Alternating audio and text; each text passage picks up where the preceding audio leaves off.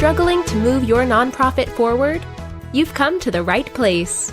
Welcome to the Nonprofit Architect, where we are giving you the actionable steps you need to launch and grow your nonprofit organization.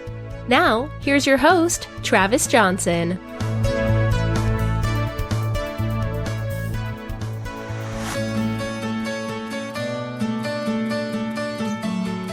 Do you feel your nonprofit's not getting enough in monthly recurring donations? If so, then you need sharing the credit.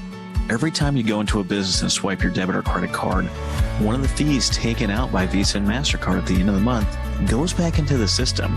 Now, normally this is a bank, but it is legally allowed to go to a registered nonprofit.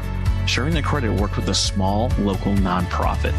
They took this information to their donor base, and 19 businesses started using Sharing the Credit. Now, this small local nonprofit receives $11,000 in monthly recurring, unrestricted, ongoing donations. This is the definition of sustainable funding. Businesses have to take plastic, so they might as well use part of those fees to support their favorite cause, your nonprofit. Check out my affiliate link in the show notes for Sharing the Credit. Book a call with Will Black and start your journey to more donations and better relationships today. Hey, welcome back to the show. I'm here with Jamie Van Cuyk. Jamie, how you doing today? I'm doing really well, Travis. Thank you so much for having me. This has been crazy because this is like the third time we've talked in like 2 weeks. We said hello, then I was a guest on your show, then you're a guest on my show. I don't know what I'm going to do next week. I'm going to feel kind of Jamie-less. I know. We'll just have to figure out another reason to get together. Perfect. Yeah, Jamie runs the Growing Your Team podcast, and I had a lot of things to say about military and small business and podcast teams and all that fun stuff. But why don't you give us a little bit of your background, Jamie, who you are, what you do, why you do it? Yes. My business is called Growing Your Team, and we guide small business owners through the hiring process. I kind of stumbled on creating this business. It's really a weird journey. I came from corporate leadership. I wasn't in HR, but I was leading a team on the internal operations where I got a lot of experience with hiring because it was entry level. So people would come in and then a lot of times branch elsewhere into the company. And of course, my team was amazing. So my team members were always getting poached, which meant I was pretty much always hiring. But then we had a bunch of other managers that led very similar teams.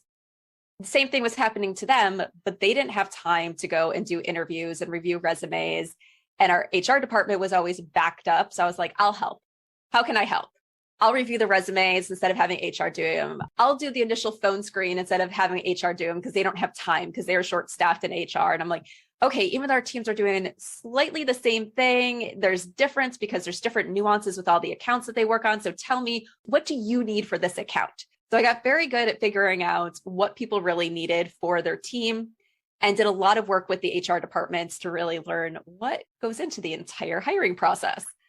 Left that to start another business that I quickly realized was not for me, but then sat there, I was like, what do I do now? I'm not ready to go back to corporate. And I had realized that I loved consulting during that time because I did some one-off consulting projects while I was starting that other business.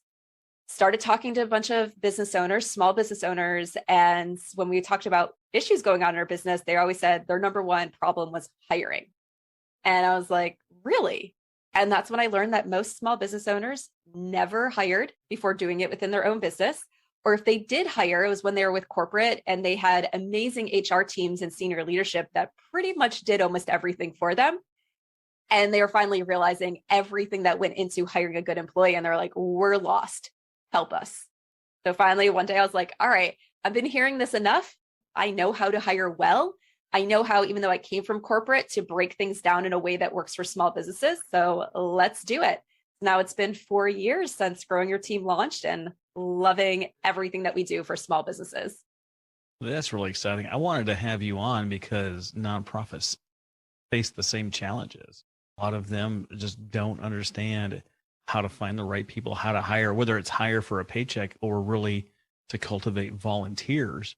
And because that skill is so low in the nonprofit sector, they have a huge turnover rate, average turnover rate, 18 months for anybody. Doesn't matter if they're the lowest rung or the top billet as executive director, people are not sticking around. They have no idea how to build and cultivate teams, find the right people, get them on board, and really develop them. And it's just a shame because people get in for the altruistic reason of wanting to help and then realize there's no support for them as employees or volunteers.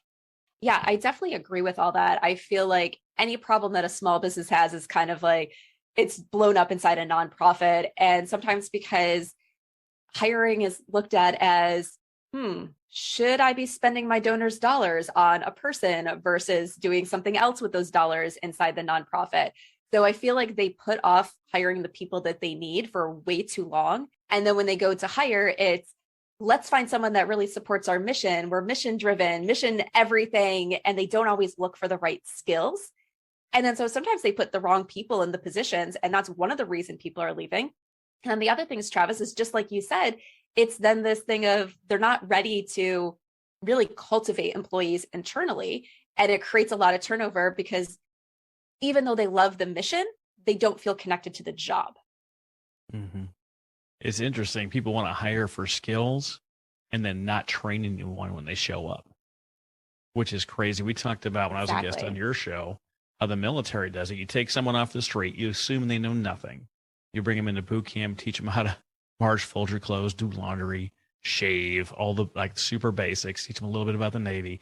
Then you send them to a job specific school, their niche, the thing that they're supposed to learn, their job rating. They go through that school. But like in aviation, you've got so many different types of airplanes. So after you leave that school, you go to an airplane specific school to learn how to do it. But then you get to your squadron, you've still never done your job yet.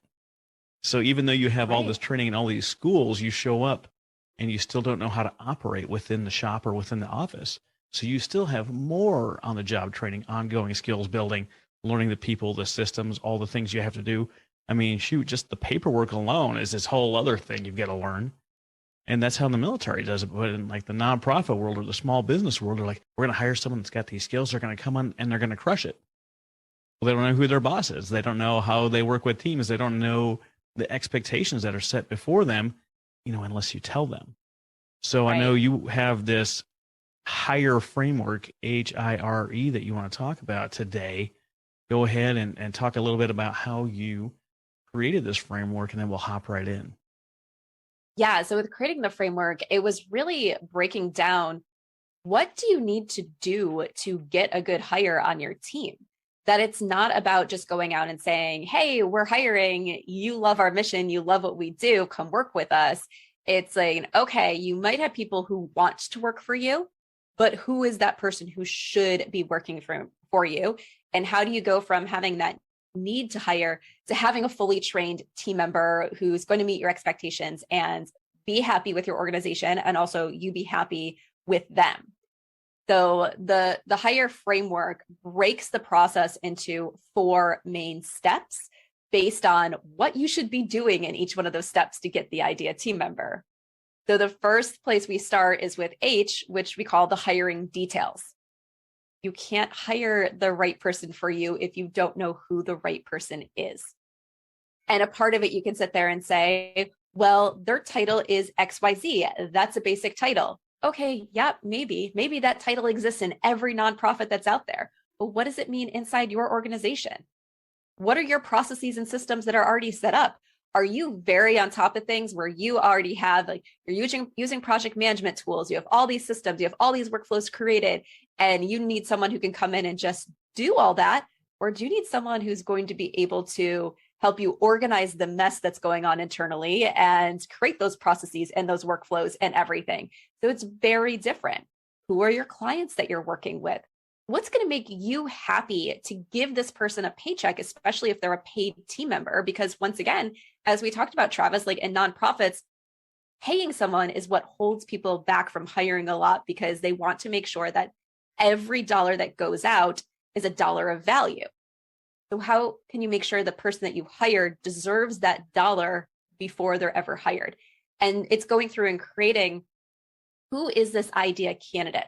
Not just the basic tasks they're going to do, not just the title, but figuring out, what does success look like? What is this true picture of this idea candidate that I'm going to be happy with? And you need to start there, because one thing you'll realize throughout the rest of the framework, it all ties back to those hiring details. So if you don't spend time really figuring out those hiring details, chances are the rest of the process is going to either be a challenge or it's going to lead you to the wrong person. Do you figure in like personality types when you're doing this framework, when you're basically writing the job description? Are you trying to figure out if you need someone that's bold, that's going to speak up? Do you need someone that's going to sit back and just be analytical? Do you need someone that's just going to sit down and just chug away and plug and do the work? Like, is that something you decide before you create this description? Yes, in a lot of ways we do. There's a lot of things where people think like personality assessments and all this, and sometimes they get into that mindset of only someone with this type of personality can do this type of job. And that's not true. If you looked at, for example, when I was back in corporate, we did a personality assessment with our team of account managers, and they were all so different. But we had a team of amazing account managers. And if I said, well, this is the personality that we're looking for and we need for everything across the board, I would have not had all my rockstar team members, because I would have just excluded people because they didn't fall into that bucket. So we don't want to pigeonhole ourselves so much that we think good talent can't do the job just because they're not a certain personality. However, what we do is say, you're running a nonprofit. Typically, there's not a whole lot of people there. So what's really going to fit in with that, in a way, company culture, how you work with people? You don't want someone who's going to be coming in and every day you're like, oh my gosh, I can't believe they did that again. I can't stand working with this person, because working with them is important. And it's not a large organization where they can just like hide in the organization. Like, you're really going to feel that dynamic across people. When it comes to things like you said, like being bold or things like that, those are things that when someone tells me that, I'm like, why is that important? And they might be like, well, this is a position that really has to go out and help us become known in the community. Not a lot of people know us yet. So they need to be willing to go to networking events, start those conversations, ask people at those events to come and have coffee with them. Or if you have a physical location, come see your mission in action, things like that, where that's maybe what they mean by being bold. But being bold doesn't necessarily mean, well, being bossy and pushy and getting people's faces so people hate them being around. So it's figuring out, what do you need and why do you need it?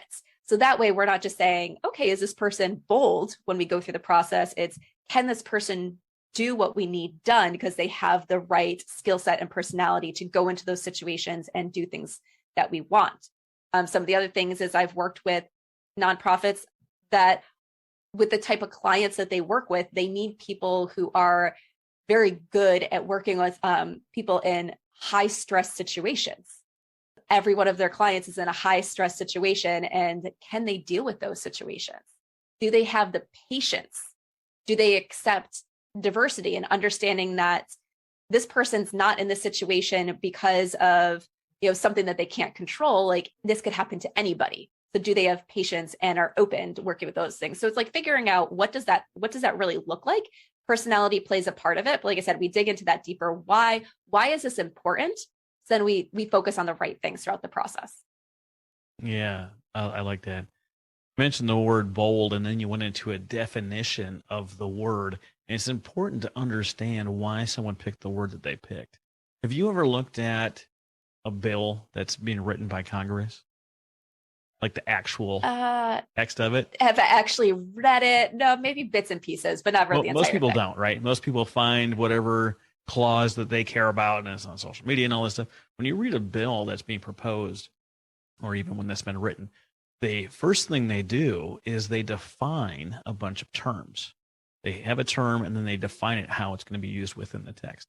If you don't define what some of that stuff is, if you don't define what bold means to you, I mean, because you can use bold to define a hot sauce. You can use bold to define a person. You can use bold to define a color. But unless you really define what exactly that you mean by bold, do you mean outgoing? Do you mean outspoken? Do you mean someone that's going to challenge you as a boss? If you don't define exactly what that is, people won't understand what you're going for and what you need out of them. Because what's the famous military one? If you ask someone in the Marine Corps to secure a building, they're going to go in with guns drawn 2 by 2 to make sure that the building's clear. If you ask someone in the Air Force to secure the building, they're going to make sure all the doors are closed and locked before they leave for the weekend. secure does not mean the same thing to different groups of people. So understanding exactly how it's defined and what context it's used in is vital to the success of whatever it is that you're doing. Yes, exactly. 100%. So then, with the framework, once you figure out those hiring details, we move to the next step, which is the I.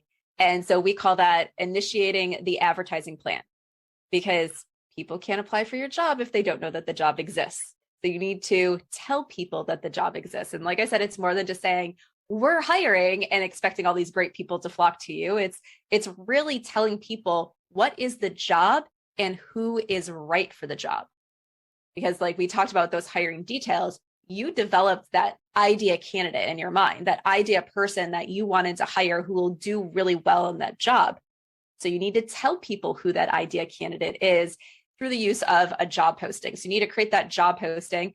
Don't want to create a job posting that's super, super long, but it also needs to get out the right information. So typically a job posting has a brief, no more than 3 sentences overview of the organization. Who are you? What do you do? Who do you serve? Don't assume that everybody knows, right? Then you get to a brief overview of the job. Once again, no more than 3 sentences. But what is the basic role of the job and who is right for the position? So that's where some of those things that we start to pull out, and we wouldn't necessarily not just say you're a bold's, account director. It's like, well, what does it mean? We might use the word, you're a bold account director who does, and then add in additional things. So we're really describing who it is that we're looking for. Your job posting should also include a bulleted list of the typical responsibilities. I say that list should be no more than 20 bullet points, and 20 might be pushing it a little bit too far. So figure out how do you combine things, because you don't need to give everything there, but you need to give them a good picture of what they're going to be doing day to day. You then list out the requirements. So if they need a certain degree, if they need to have done this position before, if they need experience working with nonprofits, is it a full-time position? Is it a part-time position? Is it a position that is standard office hours? Or a lot of times in nonprofits, it requires evenings and weekends because they're going to events and meeting with donors and going to board meetings. So what are those requirements of the job? And then if you offer them benefits, what are the benefits? Do you offer health insurance? Do you offer paid vacation? And any of those things that are there. So the purpose of the job posting is for when someone sees it, they can say, yes, that is the job for me, or no, that doesn't describe me. I'll go look at the next opportunity. Oh, I love that. You touched on one of the things that really has bugged me over the last couple of years, and I want to know if you've seen this. You mentioned whether or not a degree is required. And so many companies right now, bigger industries like Google, are saying we don't require a degree. We care about these skills more than we care about the degree. Have you seen where you have this enormous job listing and they say all these things, and if they got 40 things listed out they want you to do, and they say master's degree required, and then they say $12 an hour? Yeah, so I've seen like those things circling around, and I think this degree thing is such an important thing to talk about, because I don't think a degree is required all the time. And I think you need to ask yourself, why? Why is a degree required? So for example, I was recently working with a nonprofit, and because of the work that they do in the area of expertise, you can't be doing that without a degree. They need some sort of degree that has given them the education that is needed to be certified in those areas. So for those, it's like adding it on. So someone else couldn't be reading this and being like, well, I'd be interested in that. It's like making a call out of, no, you need a degree because it's the only way you're legally allowed to do this work with us. There's other areas where I say, especially the more experience you want the person to have, a degree doesn't matter.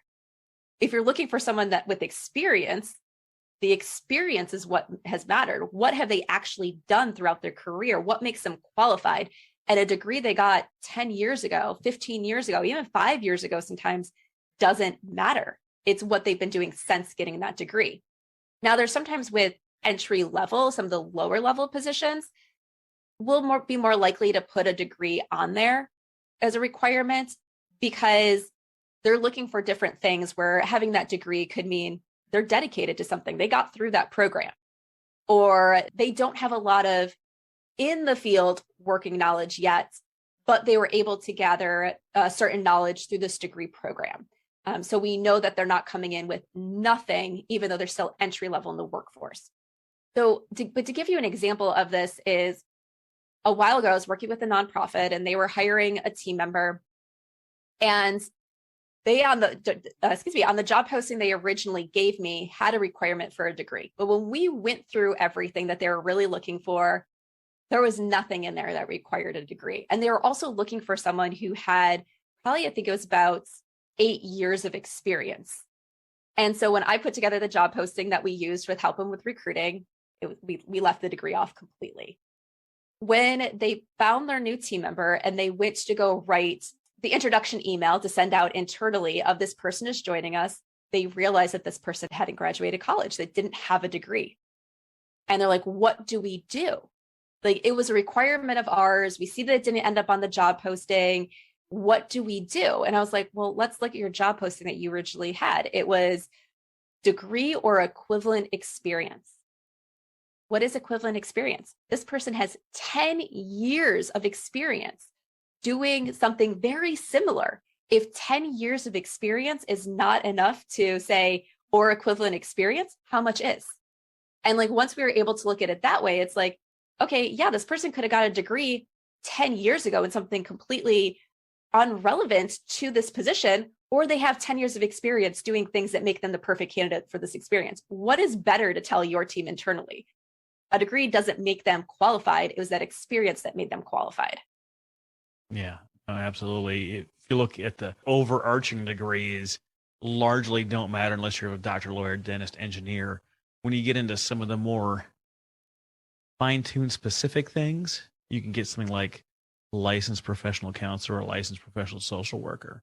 Those things would require a degree. But by and large, I can't think of a lot of reasons why a degree would really matter unless you get some high up position, like working through the program to become like a head of a hospital. Like, there's certain types of degrees that are much more relevant to a position like that. But it's just so interesting that you see these and they're like, yeah, we want 10 years experience and you got to have 3 master's degrees and we're going to give you $9 an hour. Like, what are you hoping for? What kind of dynamo, if you're a business or if you're a nonprofit, like, who do you think is going to show up for that job listing? Who's going to have all that experience and all the craziness that you need? And it's like $9 an hour. Yeah, I'm definitely on board for that. Like, who do you expect to show up? Yeah. And I think it's one of those things, like in the nonprofit world, it's like, well, they're going to work for us because they really care about the mission. But it doesn't matter how much they care about the mission. If they're working for money, they still need to keep a roof over their head and food on the table. They need to make a living. And so unless what you're looking for is, I don't know, possibly the housewife of some rich person who's not working for the money, you're not going to get good people at really, really low wages. And those are the people that would probably volunteer for you instead of working for you because they want the flexibility of, okay, I don't feel like doing it. Guess what? I'm not going to be there this week. But once they're an employee, there's that requirement that they got to be there unless you're giving them really good vacation time. And most low wage positions don't give really good vacation time. So we cover the hiring details. We covered initiating the advertising plan. Where does that stuff get posted? Yeah, that's part of the I as well, because I like to say hiring is a lot like marketing in general. You could have the best marketing message out there, but if you don't put it in the right place for people to see it, no one's going to buy the product. So you have to make sure you post the job where your ideal candidate is going to see it. We always, for all the positions we do and for everything, when we're coaching our clients, we say post on Indeed and post on LinkedIn because they have free options and they tend to be good platforms. They have a lot of people on there. Both platforms will try to get you to pay for your posting and suggest, oh, you'll get this many candidates if you post, put some dollars behind it. Don't put dollars behind it at first because most candidates look from newest, so the newest is on top. And so if your job posting is just posted, you're going to be on top anyway. So I always say wait to put any dollars behind it. And a lot of times you'll get good candidates without having to put a lot of money behind it or any money on those platforms. Outside of those platforms, it really is going to make a difference on what you're hiring for. And being a nonprofit, there are a lot of nonprofit specific job boards out there. So you can post on them where you know you're getting in front of candidates that are looking for nonprofit opportunities, which, we've mentioned pay a few times. Typically, if you took the same position and put it in a for-profit company, the nonprofit position is going to pay less. So sometimes that is the place to go to post a job, because those are people that are specifically looking to work in nonprofits. They understand what it's like to work for a nonprofit, and then it's not always as lucrative as working for a for-profit company. Outside of that, it's really finding, are there specific niche job boards where it would be good? There's a lot of, instead of just general nonprofit job boards, there's a lot of nonprofit specific niche industry job boards. So for example, we've recently helped a lot of people in the legal aid area. So there's job boards out there specifically for legal aid companies and organizations to post there. So figure out, where are your people looking for it? What job board is attracting your idea candidate, and post it there. There are a lot of job boards out there that are expensive to post on. So we always go for the philosophy is try the free and cheap first, and then invest more money into some of the more expensive ones if you need to. But there's job boards out there that want you to pay like $700 up front to post a job. And we don't think those ones are worth it, because you don't really know if you're going to get a candidate you want to hire from there. Yeah, no, that makes a lot of sense.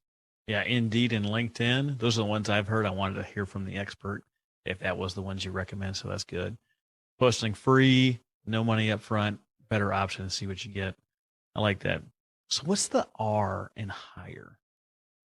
Yeah, so the R is reviewing the candidates. So you posted your job, you're starting to get candidates in. Now you need to narrow them down to the person you want to hire. So this is a process that involves reviewing the resumes, because you don't have a whole lot of time, which is why you're hiring for your organization. So you don't want to waste time interviewing a lot of people that shouldn't be interviewed, but you also don't want to accidentally weed out candidates that should be interviewed, but for whatever reason, you're looking at their resume and saying no. So we like to train on this very specific process to teach you exactly what it is that you should be looking for on a resume. So you can quickly, in a minute or less per resume, decide, should this person get an interview or should they not get an interview? And we're not trying to read between the lines and create their life story of what they might have meant by this. We look for very specific things, depending on what the job is, depending on those hiring details that we created, to say, here are 3 things that we should be able to identify on the idea candidate's resume. Does a candidate have these 3 things? Okay, they go in the yes pile. They don't have those 3 things, they go into the no pile. So that way you're very, very specific on what you're looking for and not trying to figure things out by reading between the lines. I always like giving this example. I was working with a client once, and she wanted me to kind of be that gut check of which candidates she was bringing into interview. And I think she had like 5 candidates in her yes pile, 4 were good. And the 5th one, I was like, this person does not belong here. But I was like, okay, we're here. Like, I'm teaching her how to review these resumes. So I asked her, I was like, why is this person in the yes pile? And she thought about it and she goes, oh, gosh, I don't know. And I was like, okay, well, what are our must-have criteria? What are we looking for? Okay, A, B, and C. Which one of these does this person have? And she's like, none. I'm like, so why did you put him in the yes pile? And her response was, after looking at it for a few more times to figure out what was going on here, her response was, because the resume was pretty.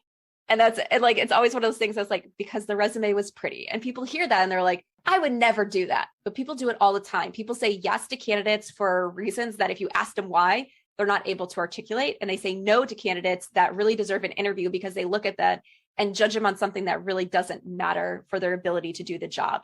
So that's why, like, we really like to follow this process of look for these things and only really look at these things to decide who should move on and who shouldn't. And then once you decide which candidates you're interviewing, we always say do at least 2 interviews. You don't have to interview everybody twice, because you can weed people out after the first interview, but you should always have 2 interview rounds where you ask very specific questions that tie back to those hiring details. So you're looking for someone who has this skill set. Let's make sure we ask a question that uncovers whether they have that skill set. You're looking for this in their background. Okay, are we actually asking about that? Do we know that about a candidate by the time we're done with those interviews? So every question should produce information of value to help you determine if someone is the right person for you to hire or not. Ooh, I like that. I just saw a little interview with Elon Musk and one of those little, scrolling through social media, it's a little video that pops up. And he's like, what's the best question that you ask? And he's like, I always ask, what's the hardest problem they've ever solved? And anyone that's not BSing you will have layer after layer of all the things that they've done to solve this problem. And someone that's just kind of making something up, they can only go like one-ish layers deep before they run out of material to explain, talking about the hardest problem they've ever solved. Yeah. Yeah. And it's one of those things where, what we ask obviously depends on what we're trying to uncover. And every position that we help hire for, we have a completely different set of questions. But a lot of times we have follow-up questions for our questions prepared. Because one of the things I always say is don't lead the witness. So don't necessarily tell them what you're trying to uncover with the first question. And you ask the question and then you zip your lips and wait for them to respond. Because I know I was guilty of this when I first started interviewing people. It's like I ask the question and then I might rephrase it, or I might give them a little bit more information because I'm trying to make them feel comfortable. And then I realized, well, there's a lot of times I told them exactly what I wanted to learn. So they're going to go right there. Where we ask a question, we stop, and then depending on where they naturally take it, they might cover everything in our follow-up questions that we had, or they might not. And we then have the ability to say, okay, well, now tell me about this, or, digging farther into it to get that information. Because like you said, there's some people out there prepare for interviews. So sometimes they have examples and they're not really the best examples. Like once you dig farther into them, you really learn that, oh, well, maybe they were a part of that project, but their actual role with that project is nothing like you would want it to be, or nothing like it really was when they first started answering the question. Mm-hmm. Yeah. What are some really good interview questions? Oh, goodness. Okay. So I always find like this is a really hard question to answer because, like I said, every one of the interview guides we create are different because we really focus on those hiring details. I imagine there's ones that are based on character, regardless what the job description is. Yeah. And a little bit, it all depends, like, once again, what we're trying to uncover. The ones that I really like are more of the behavioral interview questions where you're really looking for examples. So they can't necessarily BS you and go out and say, well, I studied, so I'm going to tell you this answer. It's like, okay, well, and sometimes we ask the questions of, I'm trying to remember, one of it was recently, we asked a question that tested their knowledge of, do you actually know what we're talking about? Oh, okay. Now that you said that you do, you got to give us an example, and asking for like a really specific example, because people could go out and study all day long. It's asking those questions that really dig into, have they actually done it? And how did they work, through the situation and stuff like that. When it comes to some of the more general questions, these are some of the questions that go on to every one of our interview guides, is starting off of, can you kick us off with taking a few minutes to walk me through your work history? I feel that this question is really important because, one, it's an icebreaker question for the candidate. They know their work history. They can have a copy of their resume right there in front of them. They should be able to answer it. Two, while you already have a copy of their resume, you'll learn things that weren't on the resume. You'll also start to find out what was important to the candidate in that role versus like what they put here. So you can start to really learn like who they are a little bit and what they focus on. Are they also a candidate that you have a 30-minute interview scheduled, they're going to take 20 minutes to walk you through their work history? Or are they going to be someone who can be concise and tell you, like, here's a brief overview, knowing that you're going to ask questions throughout the interview that's going to allow them to share more about their experience. Once we ask that, the next question that we always ask is, unless they shared it, why are you looking for a new opportunity? And then that gives us the opportunity to figure out, why is their current position not right for them? Because they could seem like the best candidate ever, but if they're leaving a company for a reason, and that exact same thing is going to be going on in your company, okay, they're not going to stay around. Mm-hmm. So if they're leaving because, let's say, there was no opportunity or room for growth, so they want to go someplace where there's growth, and you know that you have a pretty flat organization, that it's going to be a long time until there's any possibility for upward movement, okay, what's going to make them stay with you? Mm-hmm. Especially if it's a lateral move from that company to your company, and they're not getting that kind of like a promotion type thing and raise in pay and everything to come work for you. The other question that we ask all the time in our first initial interview is, even though we post the salary on the job posting all the time, we always say, what are your salary requirements? So that way we can figure out, do they fall into the budget? Now, in many states, you cannot ask a candidate what they currently make or what they have made at any of their jobs before. So I always say, don't ask about their current pay, but you're asking about what are their salary requirements to figure out if they say that they need $75,000 and you're looking to pay 50, okay, that's a problem. So why get all the way to the end and go make a job offer to find out that you can't afford a team member when you could have got to that up front and said, okay, our budget is actually this. Would that meet your needs? And if it doesn't, say, okay, we're just going to stop the conversation here. Yeah, I'm looking for $300,000 a month, a company car, a company plane, 3 month-long vacations every year, and I need my own colony on Mars. Like, can we make that happen? Yep. No. No, but this is what we can offer. Would that meet your needs? And some candidates don't want to talk pay that much upfront. And my suggestion for that is allow the candidate not to talk about pay, but you need to then make very clear of, this is our budget for the position. Would that match your needs? We can talk about specifics later. Because once again, you don't want to get so far in the process and then find out that you can't even come close to affording that team member. Because not only does it waste your time, it wastes their time as well. Yeah, and it leaves it bad. Then you create someone that's going to go and badmouth your company all over town. Like, I can't believe I had to do this, and I got my third interview deep, and we finally talked about money, and then we're nowhere close to anywhere meeting my needs and blah, blah, blah, blah. Like, you can avoid that whole conversation by being upfront and posting some kind of range within the job posting. Yep, exactly.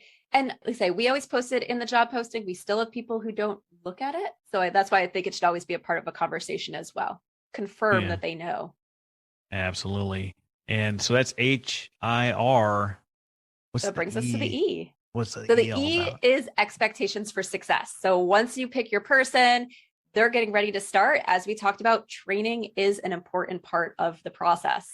And it comes down to, you have to tell them what you expect of them out of this position, because if you don't tell them your expectations, they're going to make them up, and chances are it's not going to match yours. So you need to be very clear on your expectations, and then you need to train them to get to where they need to be for that job. Even if they've done the exact same job in another organization, they've never done it for you.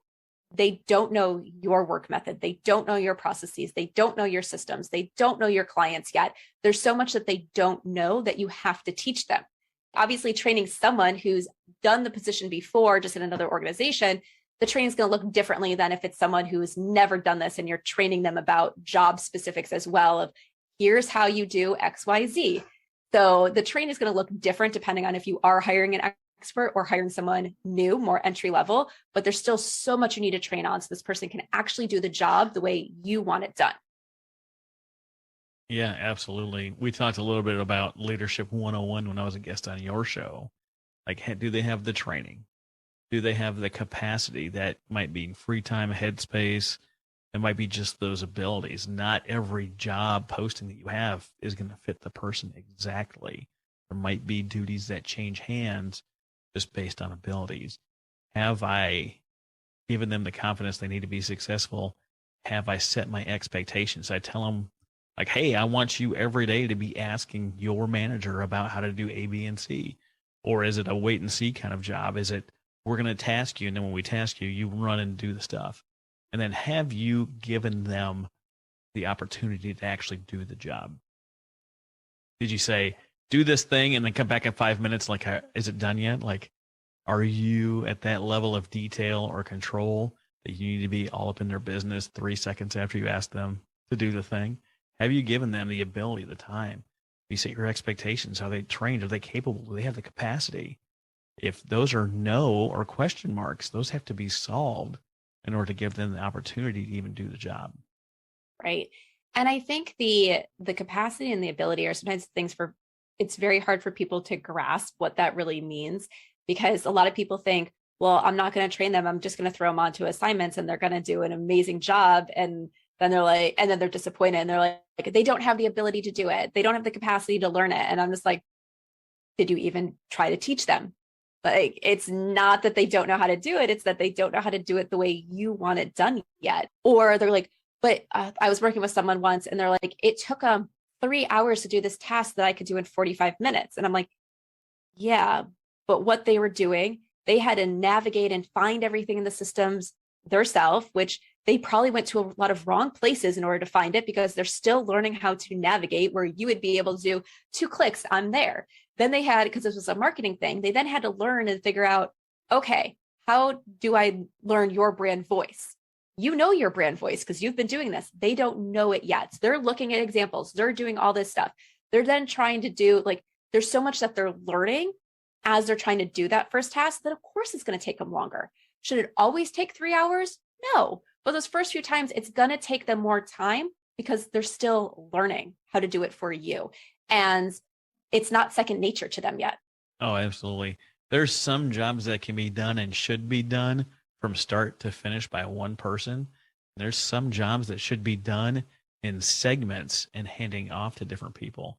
I read an example of an organization that they had 10 people doing this job start to finish, and it took everyone different lengths of time to complete. They went down to break down each segment of the task. They found out that some people were really, really good and strong in the beginning section. Some were really strong in the middle section. And some guy, well, it turns out there was only really one guy really, really strong at the end. And they ended up sectioning out these tasks. And the people that really, really crushed the beginning, they did all of the 10 people's work for that beginning section. The ones that they handed it off to, there was 2 or 3 people that did the middle section. But there was only one guy that did the finishing stuff that was really clean, really efficient, and really loved doing that section. And when they went to that model, they found out they saved hours upon hours upon hours. The proficiency went up, the efficiency went up, and the amount of errors went down to functional 0 because people were doing the right parts of the job. Just because someone has always done the whole job or the last guy did the entire job does not mean it's the right way to do it moving forward. Yeah. And I think a great example for that in nonprofits is with development. Development and fundraising can mean so many different things. It could be events. It could be going out and getting the big asks. It could be grants. Like, there's so many different ways of, bringing in the dollars to a nonprofit. And at the very beginning, you probably have one person doing all that, which also tends a lot of time to be the executive director, and eventually gets to a point where the executive director doesn't have the ability to do that because there's too much else on the plate. So they hire a single person in development. Well, as organizations continue to grow, often that one person can't be doing everything anymore. They can't be event planning and going out and getting these large asks and small asks and in-kind donations and writing grants and researching grants and overseeing the execution of grants. So you could hire another person in development and they just have the same title and they share the responsibilities, or you could start to hire someone that's a little bit more specialized. If your organization is big with grant funding, it probably needs to be a person who's specific with grants and the other person focuses on everything else. If you're an organization where you're doing a lot of events for fundraising, maybe having someone who does the event management is what you need, because that's one of your big funding sources, and it needs to be a specialized person and take that off of someone else so they can focus on the other funding sources. Absolutely. I always have the example of a guy that's a world-class fundraiser. He can go and he can talk to anybody. It brings him joy. It fills him up, gives him energy. And then he comes back to the office and you saddle him with another 6 hours of paperwork that he doesn't do very well or very efficiently. When he's out on the street talking to people, he's making buku dollars. He is bringing in truckloads. They're just backing into the nonprofit. They're unloading all this money on you, but you're going to stick him in the office doing paperwork and fine-tuning these things because the other guy did it. Meanwhile, all the minutes that he spent doing the paperwork are completely draining him.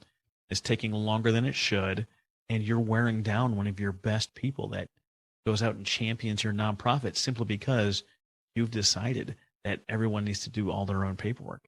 That might not be true. And if you're going to lose him when he could be out on the street making buku dollars, and someone that loves just doing data entry and loves being behind the scenes could do the back end for that person, you're really losing out on a couple different fronts. Yes, exactly. Like, I've seen it happen a lot. Like when you try to have someone do every step of the process and it's not their wheelhouse, and people are like, but I can't hire this other person. I'm like, but what are you losing by not hiring this other person? You need to think about it that way. there should be a benefit because you hire this person and what can happen.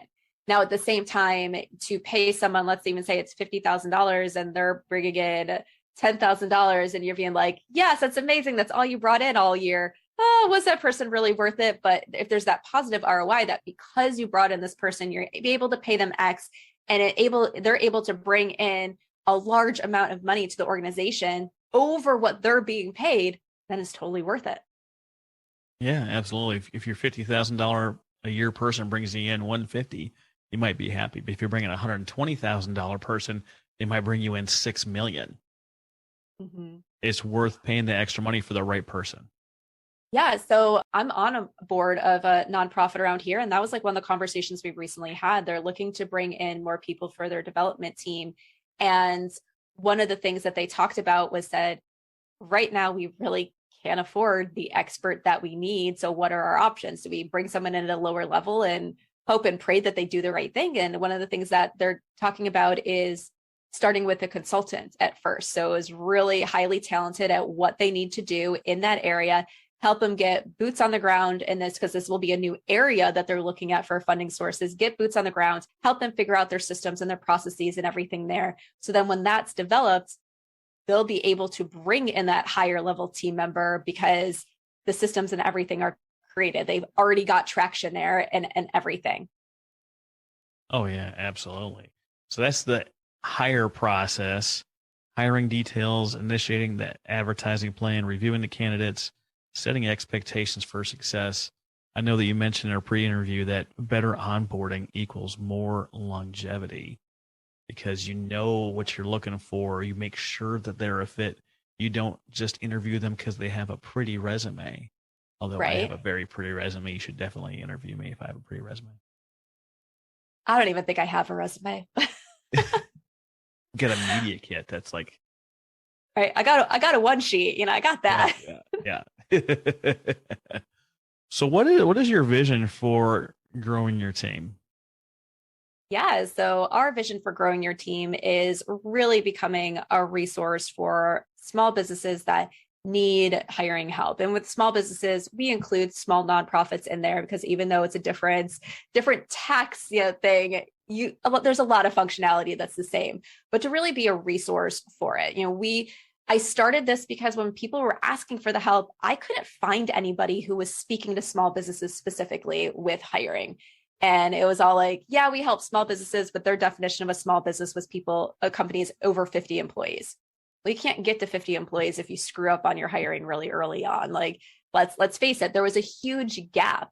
And I want people to know that resources are out there, that they exist, that when you are going to hire your first team member or your 10th team member, that you don't have to do it alone, that yes, we all go to our peer network to say, how would you do this? But know that there are resources out there to help. So that's our thing, is helping growing your team become really known. So people know that there's support out there when they need it, when they want it, whether it is just listening to the podcast and hearing things that can help them along their journey, or becoming a client of ours and letting us help them in one of the ways that we serve our clients to really help them along their hiring journey. Oh, and absolutely. If you love this conversation, you want to hear more great conversations like this, specifically with employees, check out the interview I did with Craig Handley. He's the author of Hired and Quit, Inspired to Stay, and the way that he handles the employees that he has by helping them achieve their dreams is just absolutely phenomenal. Jamie, I wanted to thank you for being my guest today. Where can people find you? Yeah, so you can go over to growingyourteam.com, and there you'll be able to learn more about who we are and what we do. And then we are on LinkedIn, Instagram, and Facebook, all under Growing Your Team. And then my podcast, which we have Travis's episode coming out, is the Growing Your Team podcast with Jamie Van Cuyk. And it should be available on all major podcasting platforms. Absolutely.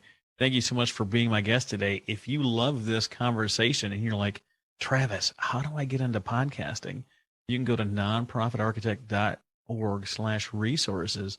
Check out our free guide that we have. We have the Ultimate and Complete Podcast Guide, and we are no kidding. We have our course available for college credit at Forbes School of Business and Technology and Belhaven University. You can take the same course online through that link, nonprofitarchitect.org/resources. Jamie, thanks again. Yes, thank you for having me, Travis. You've been listening to The Nonprofit Architect. To listen to all our past shows, visit http://nonprofitarchitect.org. And be sure to subscribe, rate, and review our show. Thank you.